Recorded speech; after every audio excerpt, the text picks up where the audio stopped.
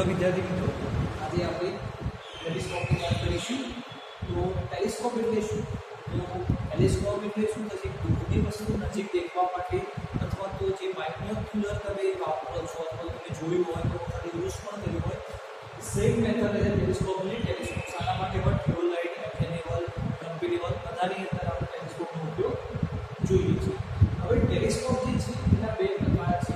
એક છે external focusing telescope અને બીજું છે ઇન્ટરનલ ફોકસિંગ ટેલિસ્કોપ. બરાબર, બે ટેલિસ્કોપ વિશે આપણે જોવાનું છે અથવા તો બે ટેલિસ્કોપ આવે છે જેનો આપણે ઉપયોગ કરીએ છીએ. હવે એક્સટર્નલ છે કે ઇન્ટરનલ એ કઈ રીતે ખબર પડશે? તો હવે આપણે થિયરી તરફ જઈશું.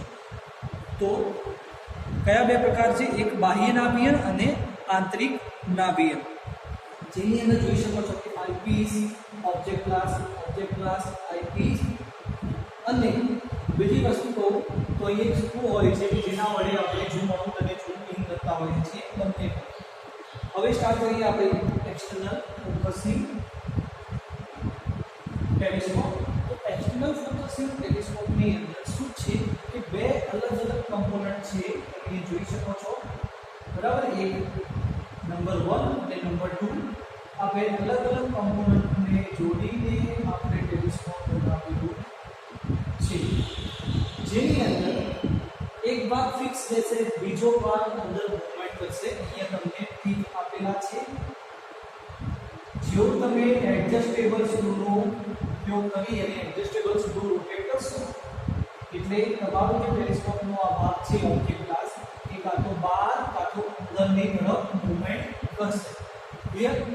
આ છે ફંડા એક્સટર્નલ ફોકસિંગ ટેલિસ્કોપ. હવે પહેલા જોઈશું આપણે ડિફરન્ટ પણ મળી જશે. ઇન્ટરનલ ફોકસિંગ ટેલિસ્કોપની અંદર શું છે કે બે કમ્પોનન્ટનું બનેલું નથી, સિંગલ કમ્પોનન્ટનું બનેલું છે.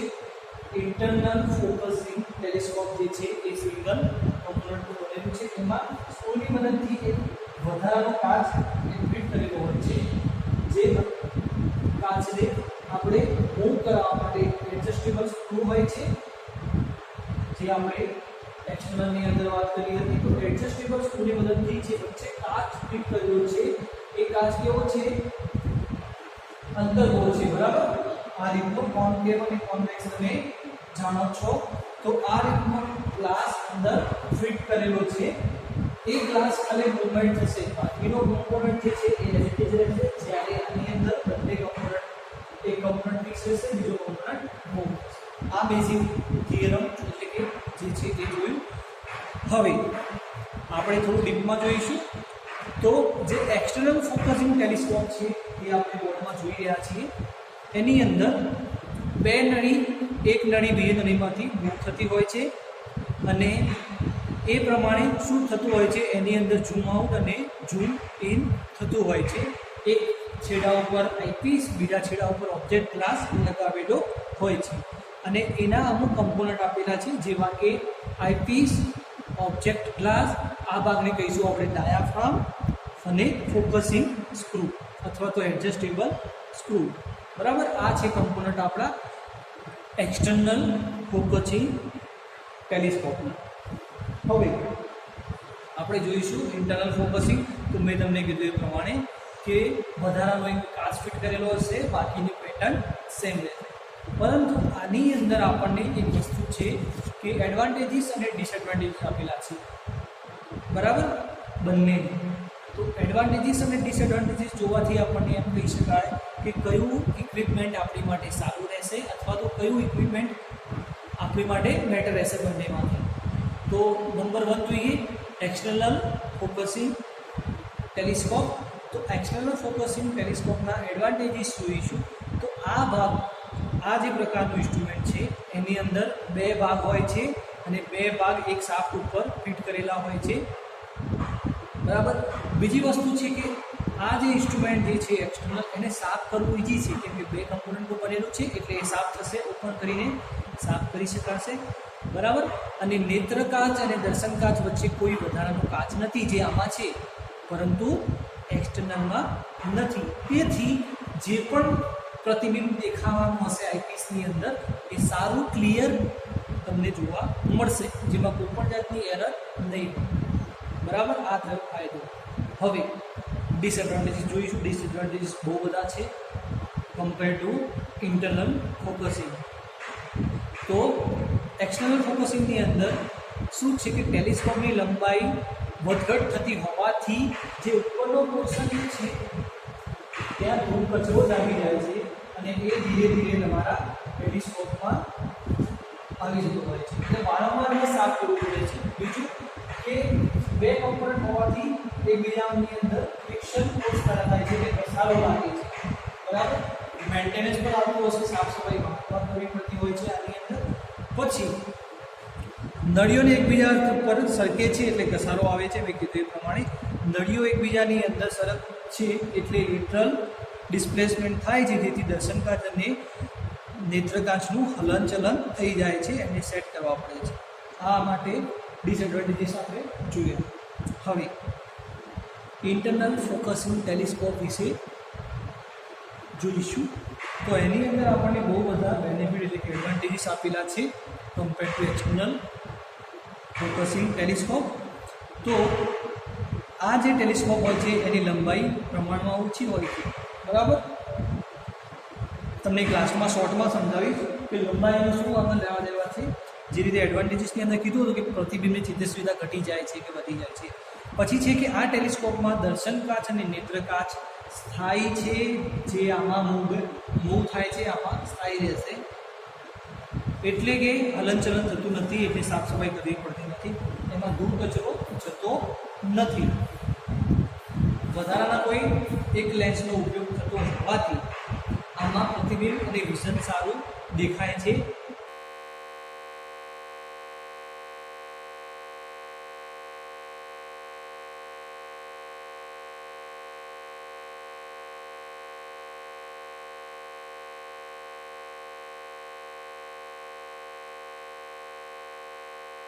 સરળતા રહેશે. લંબાઈ અને ડાયામીટર જે છે એ બહુ જ મહત્વનો રોલ પ્લે કરે છે સામા ટેલિસ્કોપની અંદર. બરાબર, હવે જોઈએ કે ઇન્ટરનલ અને એક્સટર્નલ જે ટેલિસ્કોપ છે એમાં ડિફરન્ટ શું છે, કયું ઇક્વિપમેન્ટ આપણે સારું, કયું આપણી માટે સારું નથી. તો ઇન્ટરનલ ફોકસિંગ ટેલિસ્કોપ અને એક્સટર્નલ ફોકસિંગ ટેલિસ્કોપને બતાવીશ કે આપણે જોઈએ ઇન્ટરનલ ફોકસિંગ ટેલિસ્કોપ. તો ટેલિસ્કોપની લંબાઈ પ્રમાણમાં ઓછી હોય છે, અહીંયા આપણે જોયું. બરાબર, જ્યારે એક્સટર્નલ ફોકસિંગની અંદર ટેલિસ્કોપની લંબાઈ પ્રમાણમાં વધારે હોય છે. બરાબર, ક્લિયર? લંબાઈ વધારે હોય છે, ઓછી હોય. દર્શન કાચ અને નેત્ર કાચ સ્થાયી હોય છે. શામાં? ઇન્ટરનલ ફોકસિંગ ટેલિસ્કોપની અંદર. જ્યારે દર્શન કાચ અને નેત્ર કાચ આગળ પાછળ સરકી શકે છે એક્સટર્નલ ફોકસિંગની અંદર. વધારાનો લેન્સ વપરાય છે ઇન્ટરનલ ફોકસિંગ સ્ક્રૂની અંદર, જ્યારે એક્સટર્નલ ફોકસિંગ સ્ક્રૂની અંદર કોઈ પણ જાતનો વધારાનો લેન્સ વપરાતો નથી. દર્શન કાચ અને નેત્ર કાચ વચ્ચેના ભાગો વચ્ચે ધૂળ રજકણોથી મુક્ત રહે છે, કેમ કે એક જ સિંગલ કમ્પોનન્ટ છે એટલે આની અંદર ધૂળ રજકણો એડ થઈ જાય છે, એટલે એને સાફ કરવો પડે છે. વધારાનો લેન્સ વાપરવાથી જે આપણું પ્રતિબિંબ હશે એની તેજસ્વીતા ઘટે છે, કેમ કે અહીંથી કોઈ પ્રકાશ એડ થતો હશે તો કાચ, અહીંયા જે પણ કાચ છે એના કારણે થોડું ઘણું રિડ્યુસ થઈ અને પછી આગળ જશે. જ્યારે આમાં કોઈ પણ જાતનો વધારાનો કાચ નથી, એટલે પ્રતિબિંબ જે છે પ્રકાશ એ સારા પ્રમાણમાં આપણને જોવા મળશે, તેજસ્વીતા એની નહીં ઘટે. આ જે ઇક્વિપમેન્ટ છે એ હાલમાં આપણે ઉપયોગ કરી રહ્યા છીએ. આ સાદા લેવલ માટે ઉપયોગમાં લઈએ છીએ. ઓકે, હવે મેં તમને સમજાવ્યું હતું કે ઓબ્જેક્ટ ક્લાસ, આઈપીસ, ડાયાફ્રામ એ બધું શું છે, તો એને આપણે હવે ડીપમાં જોઈશું. સો હવે જોઈશું આપણે પાર્ટ્સ ઓફ ટેલિસ્કોપ, જેની અંદર object class, eyepiece, diaphragm, bubble tube અને ફોકસિંગ ડિવાઇસ, બરાબર.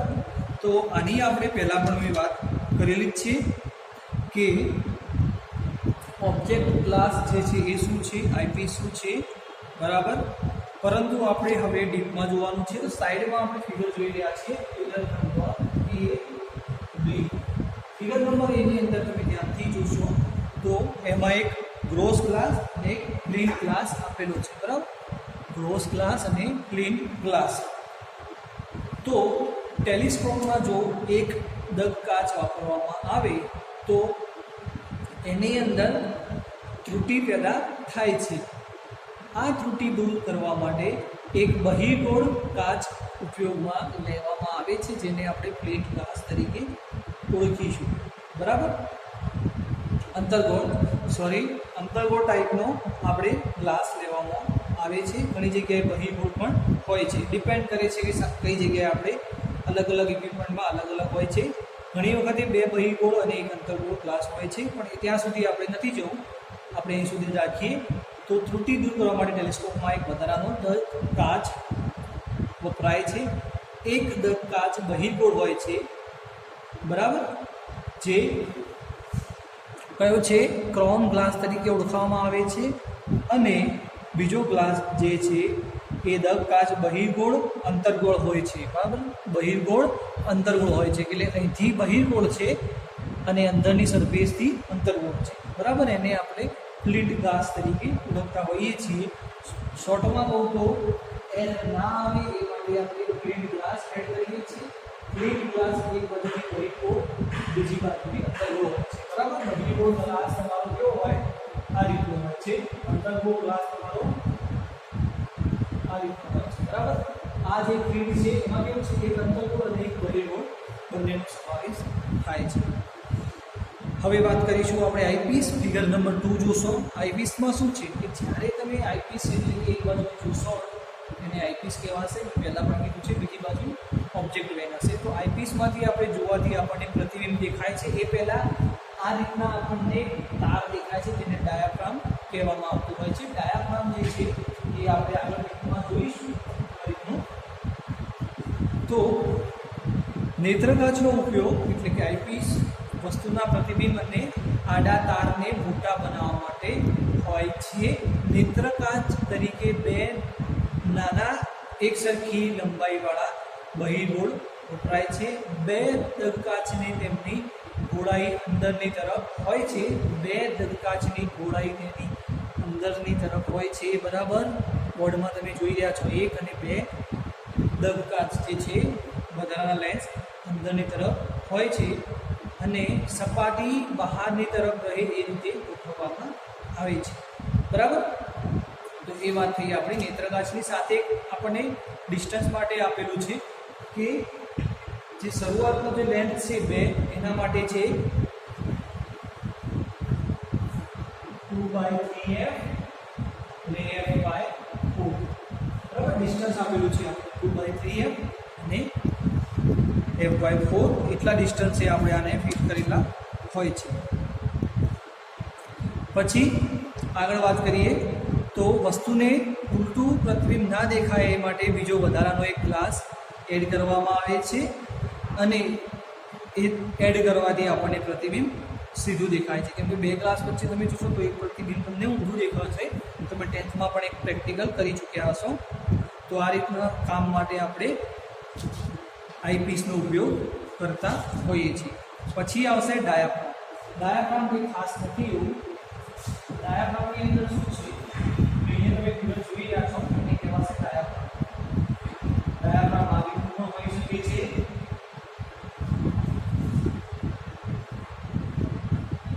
આ રીતનો હોઈ શકે છે. અલગ અલગ પેટર્ન છે, અલગ અલગ ઇન્સ્ટ્રુમેન્ટમાં કંપની વાઇઝ અલગ અલગ પેટર્ન આવતા હોય છે. પરંતુ મેઇન કામ આપણું શું છે કે અહીંયા જે રીડિંગ જોવા મળે આપણને સેન્ટરમાં એ લેવાનું હોય છે અને પછી આપણે કેલ્ક્યુલેશન કરવાનું હોય છે. તો ડાયાફ્રામ જે છે એ પિત્તળની રિંગના પ્લેટિનમ પાતળા તારમાંથી બનાવવામાં આવે છે, જે ક્રોસ સેર તમને જોવા મળે છે, જે આડા અને ઊભા એટલે વર્ટિકલ અથવા તો હોરિઝોન્ટલ હોય છે.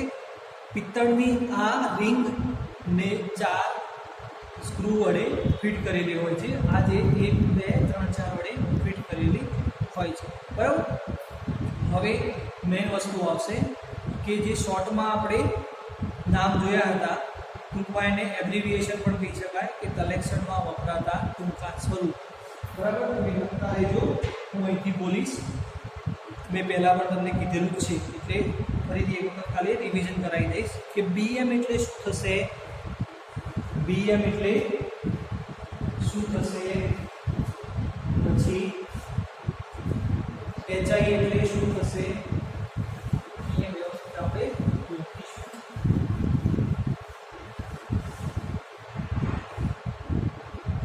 BM HI RL પછી SOR C લેવલ, ઓકે. પછી BS, પછી FS, પછી IS, બરાબર. આટલા નામનો તમારો ઉપયોગ થતો હોય છે આની અંદર. BM RL HI BS IS FS, એક GTS રહી ગયું, એક CP और PP, બરાબર. એક આ રહી ગયું. તો આની સાથે પહેલાં એક તમને ક્વેશ્ચન કહી દઉં કે આજનો ક્વેશ્ચન શું રહેશે, નહીં તો પછી કહી જશે. ક્વેશ્ચન છે કે તમારે ઇન્ટરનલ અને એક્સટર્નલ ફોકસિંગ જે છે ટેલિસ્કોપ એનું નેટ પરથી જોઈને, બરાબર, અથવા તો જો મારી ફિગર દોરશો તો પણ વાંધો નહીં, પણ તમારે વ્યવસ્થિત દોરવી હોય તો નેટ પરથી જોઈને ફિગર દોરી અને એના વિશે નીચે થોડું લખવાનું રહેશે એક બે લાઇનમાં. એ તમારો ક્વેશ્ચન. અને સાથે સાથે બીજો ક્વેશ્ચન એ છે કે BMનું ફૂલ ફોર્મ શું થશે, HIનું શું થશે, RLનું શું થશે, SORનું શું થશે, MSNનું શું થશે, BS FS IS GTS અને CP and PP, જેનું ફૂલ ફોર્મ હાલ તમને કહી દઉં છું, ધ્યાનથી સાંભળજો. આ પણ ક્વેશ્ચન રહેશે આની અંદર મોકલવાનું. તો BMનું થશે બેન્ચમાર્ક, ખાલી જગ્યામાં આવી શકે છે, જેને આપણે ગુજરાતીમાં તલચિહ્ન કહીએ છીએ. રિડ્યુસ લેવલ માટે RL, બરાબર. HI જોઈ લઈએ. HI એટલે કે હાઇટ ઓફ ઇન્સ્ટ્રુમેન્ટ, ઉપકરણની ઊંચાઈ. પછી છે RL એટલે કે રિડ્યુસ લેવલ, સાપેક્ષ ઊંચાઈ. SOR એટલે કે સર્વે ઓફ ઇન્ડિયા. MSL એટલે કે મેન સી લેવલ. BS એટલે કે બેક સાઇડ, જે હમણાં આ લેક્ચરમાં આપણે ભણી ચૂક્યા છીએ. FS આના આગળના લેક્ચરમાં મે બી. FS એટલે બોર સાઇડ. IS એટલે ઇન્ટરમીડિયેટ સાઇડ, ક્લિયર. જે BS ને કહીશું આપણે પશ્ચાવલોકન, FS ને અગ્ર અવલોકન અને IS ને મધ્યવર્તી અવલોકન. ચેન્જ પોઈન્ટ જે છે GTS, ચલો GTS છેલ્લે રાખીએ કેમ કે બહુ જ કામનું છે. ચેન્જ પોઈન્ટ જે છે એ થશે તમારું CP અને TP એટલે કે ટર્નિંગ પોઈન્ટ. અને GTS જે છે એ થશે ગ્રેડ ટ્રેગ્નોમેટ્રિક અથવા તો ટ્રેગ્નોમેટ્રિકલ સર્વે, બરાબર. એ તમને યાદ હોવું જોઈએ, ગ્રેડ ટ્રેગ્નોમેટ્રિકલ સર્વે. ક્લિયર. ક્વેશ્ચન તમને મળી ગયા છે, તો તમારે આટલું લખીને મોકલવાનું રહેશે. Thank you.